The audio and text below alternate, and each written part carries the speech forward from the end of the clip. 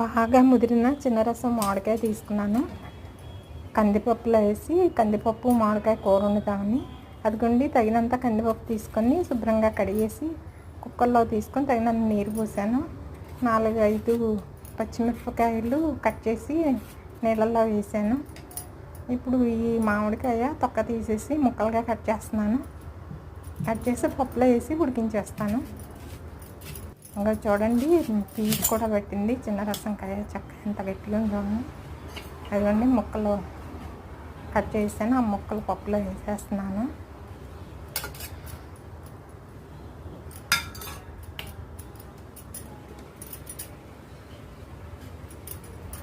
ఈ టెంక కూడా అందులో వేసేస్తున్నాను. చిన్నప్పుడు మేమైతే ఈ టెంక కోసం పోటీ పడేవాళ్ళం మా అక్క చెల్లెళ్ళం. కుక్కర్ మూత పెట్టేసి 3 విజిల్ వచ్చే వరకు పొయ్యి మీద పెట్టి ఆపేస్తే కందిపప్పు మామిడికాయ బాగా ఉడుకుతుంది. ఏంటంటే మ్యాష్ చేసేస్తున్నాను. తగినంత ఉప్పు కారం పసుపు వేసి మ్యాష్ చేస్తున్నాను. పప్పు మామిడికాయ కూర రెడీ అయిపోయినట్టే పోపు పెట్టేస్తే.